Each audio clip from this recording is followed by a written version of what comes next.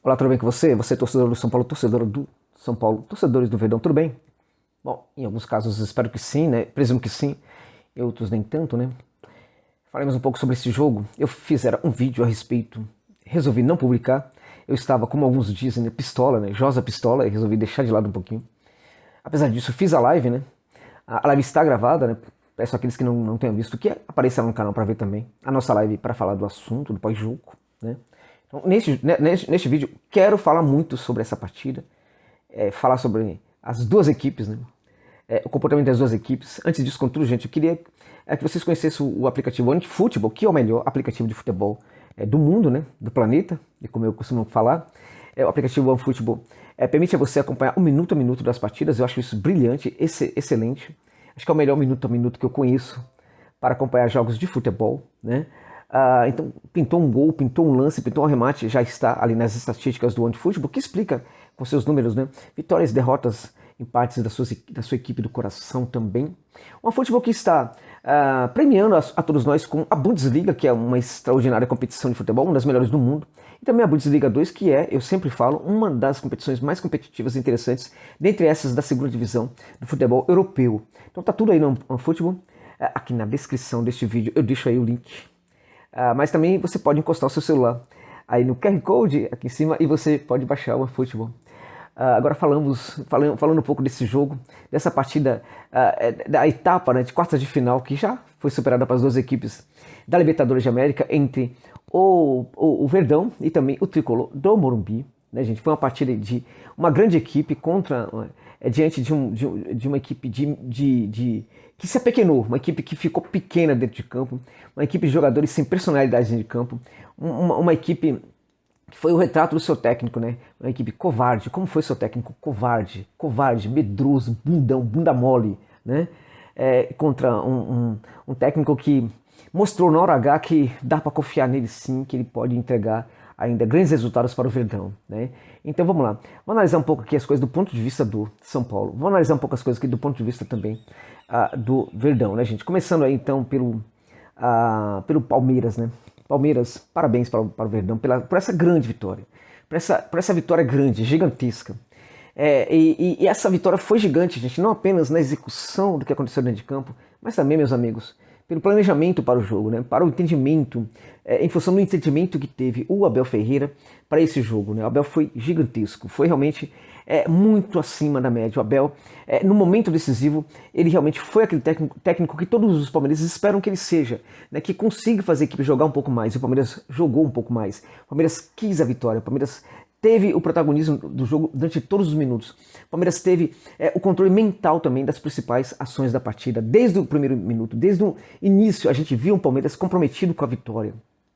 Eu acho que a grandeza, inclusive, do Palmeiras está na surpresa que a equipe gera para o adversário. E qual é essa surpresa? Algo muito simples. O Palmeiras quebra uma expectativa em relação no mental, né, no emocional do seu adversário. Por quê? Porque o seu adversário presumiu o Palmeiras muito defensivo, presumiu o Palmeiras sentado ali na sua vantagem. E o Verdão não fez nada disso. O Palmeiras poderia sim segurar, sentar-se na sua vantagem e postular o seu jogo defensivo, sim, de contragolpe, porque o Palmeiras é uma equipe que sabe, né, fazer um bom contragolpe. Não vinha fazendo ultimamente, mas é uma equipe que tem, nos melhores momentos aí da temporada anterior, muitas das vitórias foram construídas também em situações de contragolpe. O Palmeiras é uma equipe que sabe contragolpear, mas infelizmente para o Palmeiras, acho até que essa forma de jogar tem sido um pouco marcada pelos adversários que estão conseguindo bloquear, eles estão conseguindo bloquear esse tipo de jogo do Verdão, né? Então, mas numa situação extrema, né, o Palmeiras poderia falar assim, não, hoje a gente vai fazer o nosso jogo, o jogo com o qual a gente está mais acostumado, já que a gente tem uma vantagem, a gente começa classificado esse jogo da volta, então por que não jogar no contragolpe? O Palmeiras fez nada disso. O Palmeiras foi para cima do São Paulo, o Palmeiras quis vencer a partida desde o primeiro minuto, o Palmeiras se assenhorou do seu próprio estádio, do seu próprio campo, ao contrário do Tricolor do Morumbi, que quando jogou no Morumbi não se assenhorou dos seus domínios. Né? Praticamente ali a gente teve um domínio mais ou menos dividido entre Palmeiras e São Paulo no Morumbi, no Allianz. O Palmeiras foi completamente dono dos seus próprios domínios e tratou o São Paulo como um visitante, de forma bastante cruel, bastante maldosa, como a gente pode pontuar, né? O Palmeiras teve, portanto, essa coragem, né? Quando ele investe essa perspectiva, ele surpreende o adversário, né? O Palmeiras conseguiu, ao mostrar ao gerar essa inversão, ao mudar a sua forma de jogar, acreditando no jogo mais propositivo, o Palmeiras se reconectou muito, muito mesmo com os grandes momentos da sua história, porque o Palmeiras é muito grande, o Palmeiras é muito gigante, gente. O Palmeiras é um dos clubes mais tradicionais do futebol mundial. O Palmeiras é um clube que teve aí na sua história a academia, né? Teve grandes, né, jogadores aí como Ademir da Guia, né, e tantos outros jogadores. O Palmeiras é um clube, sempre foi um clube ligado a essa tradição do futebol mais propositivo, do futebol inclusive bonito, do futebol vencedor. E nessa partida, o Palmeiras que não vinha bem, não vinha executando esse tipo de jogo mais corajoso, mais protagonista, o Palmeiras praticamente se reconecta com os seus melhores momentos da história e tratou muito mal o seu adversário. Por um lado, esse adversário se apequenou. Por outro lado, o Palmeiras o apequenou muito mais. O Palmeiras tornou o São Paulo uma criancinha completamente perdida numa noite escura de chuva, de tempestades. Foi esta situação que o Verdão submeteu o São Paulo no seu estádio. E para isso teve jogadores ali jogando muito. A gente teve o Zé Rafael fazendo um partidaço, mas jogando demais. Na hora do gol, inclusive, olha muito, né, para ver quem está impedido. A hora de soltar a bola, faz uma jogada ali, poderia ter caído, pedido falta no lance, né? Mas não, ele seguiu no lance, como o jogador tem de fazer. Como um jogador que tem ali um espírito protagonista, que quer fazer algo diferente, precisa se comportar. Ele poderia perfeitamente cair no lance, né, e pedir a falta, né, como acontece com quase todos os jogadores no futebol do Brasil. Adora uma falta, fica no chão, pode descansar, pode, enfim. Não, ele seguiu em pé, buscando terminar a jogada e faz ali uma assistência primorosa para o primeiro gol do Verdão. Parabéns ao Zé Rafael, que fez realmente um partidaço. Quando a gente olha para a primeira linha do Palmeiras, também foi uma linha muito bem dentro de campo, né? Todos os jogadores foram também, tiveram uma boa partida, né? O Renan fez uma boa partida. O Luan, a gente teve ali provavelmente um deslize ali numa situação em que o São Paulo poderia ter empatado, mas é o Luan, não vamos esperar milagres, enfim, mas é um jogador que também foi bem e não merece ser criticado nessa partida, né? O Gomes é um monstro de sempre, é o grande Gomes, de novo, grande partida. Ele também melhora muito o jogo, né, do Renan, é um jogador também muito diferenciado. Danilo jogou também uma partida espetacular. Ali a volância do Palmeiras, Danilo e Zé Rafael foram muito bem. Veiga não somente jogou muito, né, construindo o jogo, mas também ele joga demais, gente. Marcando, voltando, recompondo, né, e praticando sempre aquela volta para marcar pelos espaços corretos do campo. Grande partida do Veiga também, né. A gente teve ali à frente o Dudu, né? O Wesley jogou bem também, mas o Dudu foi monstruoso, voltando a ser o Dudu dos velhos tempos, né? Demorou um pouquinho, mas parece que finalmente pegou aí no tranco e agora só entrega a qualidade grande do Dudu. Patrick de Paula entra no segundo tempo também, tá começando a chutar mais de fora da área, o que é muito bom. Ele tem um bom arremate, é um cara que pode se projetar um pouco mais a proximidade ali da área do adversário, porque ele tem futebol para isso, e o arremate dele, o gol dele também diz muito sobre essa nova postura do Patrick de Paulo, que é um jogador muito interessante sim, e que deve, em muitos momentos, ser colocado ali um pouco mais à frente. O Palmeiras jogou demais, jogou muito. Agora o seu técnico foi especial nessa vitória, ele foi muito diferenciado nessa vitória, né? Ele estudou demais o adversário, executou um plano, fez um plano e mandou, estudou, elaborou um plano, mandou seus jogadores para campo e os seus jogadores o executaram muito bem. Parabéns ao Verdão por essa classificação merecidíssima. Eu vou dizer mais, foi 3-0. Ficou barato. Poderia ter sido muito mais. Do ponto de vista do São Paulo, vergonha. Essa é a palavra que resume muito bem o que foi a performance do São Paulo dentro de campo. Foi vergonhosa. Com os jogadores dentro de campo se apresentando ali de forma vergonhosa também. Com o seu departamento médico entrando sim no campo, com a ausência de alguns jogadores, e é vergonhoso também. O Dr. Sanches já passou da hora de ser demitido do São Paulo. Mas a gente fala muito do Dr. Sanches, mas a gente também precisa falar desses dirigentes que não mandam o Dr. Sanches descansar, se aposentar. Desde 1934, o Dr. Sanches é médico do São Paulo, comando o DM do São Paulo, e já não tem mais condição para isso, né? Agora, o pior responsável é o dirigente que pode resolver esse problema e não resolve. Por quê? Porque muito provavelmente o Dr. Sanches é amigo dele. O Dr. Sanches provavelmente é um cara legal, né? É aquela história do cara legal que às vezes está no clube porque é legal para alguns, né? Só que não é eficiente, não é hoje mais um grande profissional. E não tem competência, mas está lá. Então também o Dr. Sanches entrou em campo atrapalhando ali o desempenho da equipe. Os dirigentes entraram em campo, cadê o centroavante? Entraram em campo de novo. Ah, mas Josa, não tem aí nenhum centroavante aí que custa 30 milhões no mercado, porque se tivesse eles estariam atrás. Como tem centroavante aí livre no mercado, como tem o Romantinho Lucheiro aí no mercado, do Very Sarsfield, como tem outros... eles não querem, porque eles só querem centroavante de 30 milhões, de 10 milhões, de 50 milhões, porque falam que não tem dinheiro no Morumbi, né? E realmente não tem dinheiro, mas os caras não vão atrás de um centroavante mais barato. Eles querem um centroavante muito caro, ou não querem contratar nenhum. Demagógico isso, é demagógico e parece conversa para boi dormir. Parece aquela conversinha lá, sabe, para fazer com que o torcedor fique enganado mesmo, né? E não olhe para a gestão deles, que são extremamente incompetentes. Então, dirigentes do São Paulo entraram em campo ontem, foram muito mal de novo, estão sendo muito mal. O DM do São Paulo entrou também, o pessoal que preparação física, musculação, tudo entrou em campo, tudo uma porcaria também, né? Agora, é preciso deixar claro, os jogadores e a comissão técnica foram os principais, ao menos neste confronto contra o Verdão, foram os principais responsáveis pela eliminação do São Paulo. Principalmente o senhor Hernan Crespo. O Hernan Crespo ontem, ele falou que nós vamos para o Aliança para fazer história. Parabéns, né? A história que você fez foi o quê? Foi reverter mesmo a grande vantagem que o São Paulo estava construindo aí em relação ao Palmeiras, que poderia virar algo histórico, sim. Você inverteu isso, né? E por muito pouco você não faz uma história bem maior para o Verdão, né? Com o seu time levando 5, 6, 7-0 nesse jogo. Parabéns ao Pablo pela sua covardia, né, pra fazer isso, fazer história na casa das... Olha, deixa pra lá, não vou nem falar o que eu ia dizer aqui, porque realmente a coisa ia ficar... Porque irrita a gente, irrita muito. É revoltante se deparar com uma postura dessa de um técnico que fica bancando as coisas, e aí parece muita coragem, eu gostei inclusive da atitude, nós vamos fazer história, mas é quando você percebe a forma como o cara monta a equipe, você percebe que aquela conversa lá perde o sentido, perde relevância e vira uma conversa, uma fala de idiota, porque é de idiota mesmo, porque o cara, ele se compromete, e quando ele se compromete dessa forma, ele vira motivo de piada, de riso, né? Muita gente hoje está rindo dele por causa dessa fala. Então se ele falar aquilo, se ele fizer aquela afirmação, deveria montar a equipe, deveria ter um tipo de planejamento para o jogo de acordo com essa fala. Mas quando ele fala algo dessa natureza e monta o planejamento para o jogo completamente diferente, então ele é motivo de riso, ele é risível, ele foi idiota nessa conversa aí que ele teve, entende? E foi covarde, foi medroso, traiu o bielcismo. Você não tem nada de Bielsa, amigo, porque Bielsa não jogaria desse jeito. Um técnico bielcista jamais teria medo. Um técnico bielcista, num momento desse, jamais, por exemplo, deixaria de fazer com que sua equipe jogasse de forma propositiva. Você se acovardou. Você levou um baile ontem do Abel Ferreira, mas um baile. O Abel Ferreira ontem foi técnico experiente, enquanto você foi neném.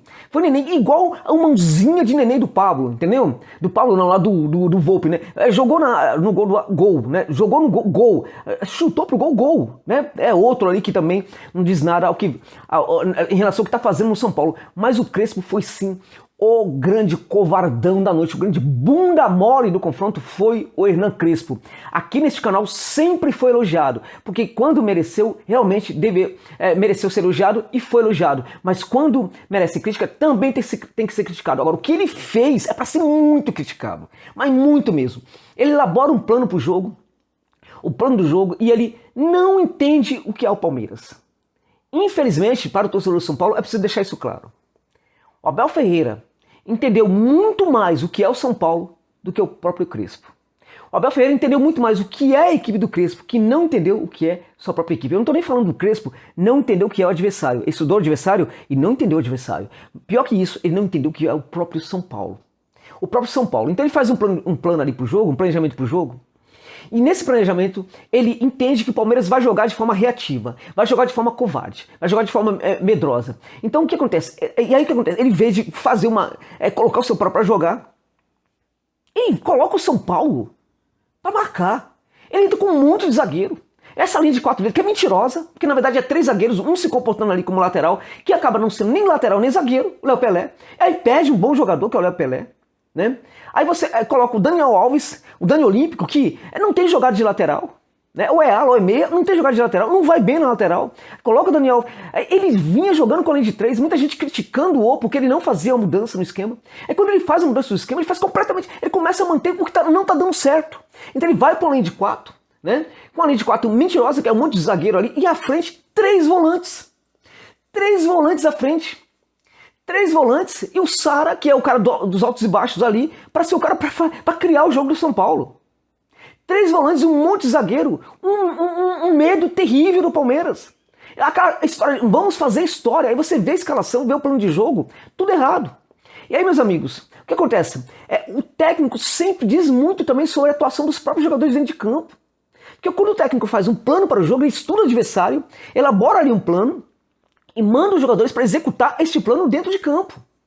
Então quando o jogador começa a perceber que esse plano não está funcionando, quando o jogador percebe que não tem nada a ver o que está acontecendo, né, que aquilo que ele está fazendo, né, que a obediência dele, aquele plano do jogo, está fazendo com que a equipe não se dê bem dentro de campo. Então um outro jogador, o que ele faz? Ele começa a fazer algo diferente. Quando ele faz algo diferente, a equipe perde no coletivo. Você afeta o coletivo, porque aí você desconecta o jogador daquilo que foi planejado, enquanto outros ficam no plano de jogo do técnico. E só que quando aquele jogador ele não consegue, ele sai do coletivo, né? Ele começa a fazer algo diferente, isso também afeta o próprio desempenho dos outros. Então o plano do jogo, que é permeado pelo estudo muito profundo do que é o adversário, inclusive as expectativas do que é o adversário, do que o adversário pode fazer, isso diz muito sobre também a atuação dos jogadores dentro de campo. E o Crespo errou feio nisso. Errou feio. Ele achou que poderia vencer o Palmeiras em qualquer momento, ele subestimou o Palmeiras. Ele subestimou o Palmeiras. Ele não entendeu, por exemplo, que ele estava jogando diante da equipe que foi campeão da Libertadores. Mesmo com momentos muito ruins que o Palmeiras vinha apresentando, é campeão da Libertadores, campeão da Copa do Brasil, precisava ser muito mais respeitado. Ele subestimou o Palmeiras. E como é que ele subestimou o Palmeiras também? Ele achou que poderia fazer gol a qualquer momento. E aí ele superestima o seu time. A gente pode ganhar a qualquer momento, então vamos entrar, vamos defender mesmo, vamos defender o tempo inteiro, de boa, na hora que a gente quiser a gente vai faz o gol. Ele achou, por exemplo, que dependia só do São Paulo, que o confronto não dependia também do Palmeiras. Errou feio. E aí banca jogadores que não tem o menor sentido. Entra com esse monte de volante. Né? Não entrou com o Benício. O que o Benício está fazendo no São Paulo? Se ele tem 30% de condição de jogo, ele tinha que entrar na partida. Depois da primeira partida, o Crespo fala que não colocaram o Benítez porque por uma questão de opção. E que o Benítez estava bem fisicamente. Agora ele falou na entrevista que não, o Benítez não entrou porque não estava bem. Por que foi para o banco? Por que você levou então o Benítez para o banco? Por que você leva Thales para o banco de reservas e não relaciona, por exemplo, o Juan? Né? Então o que acontece? Se o Benítez está no banco e não entra na partida, por que não entra no segundo tempo? Era jogo para entrar, mostrar para o adversário, mostrar para o Palmeiras que queria vencer. E para isso, levar o melhor que tinha dentro de campo, gente. Levar os melhores jogadores para dentro de campo. E não fez isso. Foi com uma equipe completamente esquisita dentro de campo. Né, que todo mundo jogou muito mal. A primeira linha horrorosa, Arboleda horroroso. Miranda errando demais. Daquela primeira linha, só o Léo Pelé que dá para perdoar um pouquinho ali. Mas completamente perdido também. Um monte de volante ali, Lisieiro, mesmo Lisieiro que via muito bem. Né, marcando muito mal nos gols do Palmeiras, deixando de lado a marcação, deixando de lado a perseguição ao adversário, completamente perdido. Né, Nestor, ridículo. Ridículo. O Luan, né, horroroso também. O Sara voltou a ser o garoto dos altos e baixos que resolveu praticar o baixo na hora errada, jogou nada também. Nada. O único jogador que jogou no São Paulo foi justamente quem? Foi o Rigoni, porque teve ao seu lado o Cone, que voltou a ser o Cone, o horroroso do Pablo. Chega a ser uma violência para as sensações e para as emoções do torcedor do São Paulo. Se deparar com o Rigoni fazendo aquela jogada brilhante, entregando para o Pablo, fala, faz idiota. E aí ele pega e chuta para o inferno, ele manda a bola no inferno. Né? O gol diante dele era só chutar cruzado, amigo. O goleirão do Palmeiras estava fechando no lado, era só chutar cruzado. Você podia até fazer gol se você fizesse um cruzamento muito forte ali para dentro da área. Não, ele chuta pro inferno, gente. E aí acaba perdendo a grande oportunidade. Se faz aquele gol, poderia mudar completamente ali, sabe, a correlação de forças mental da partida. Mas não, perdeu. Por quê? Porque o São Paulo se deu mal ali, porque o centroavante do São Paulo não é o centroavante, não é o cara que tem que ser o centroavante do São Paulo. E a prova que os próprios dirigentes entendem isso é que foram atrás de centroavante. Eles entendem que o Pablo não é o centroavante de São Paulo. Então por que não fizeram a Baca e mandaram esse cara embora já? E outros também. Por que já não contrataram o outro? Aí sobe o Juan. E aí é com o Crespo. Porque o Juan não estava no banco ontem. Poderia ter entrado para mudar a partida. O Marquinhos não tá, culpa do Dr. Sanches. E departamento médico do São Paulo. Mas o Juan poderia estar jogando. Por que não estava jogando? As atuações lá. O Pablo horrível. O Daniel Alves, a piada completa. O Daniel Alves, segundo foi de destaque, foi o pior em passes errados. Né? O pior em lançamento, 6 lançamentos errados. Pior em cruzamento da partida, 7 cruzamentos, 7 errados. né? Foi o pior do Footstat e o único com nota negativa. O Daniel Alves, que custa quanto pro São Paulo? Vale a pena manter um jogador desse? Um jogador que na hora H vai embora do São Paulo, vai sumir, vai pra seleção, vai deixar o São Paulo na mão. Vale a pena manter um jogador desse?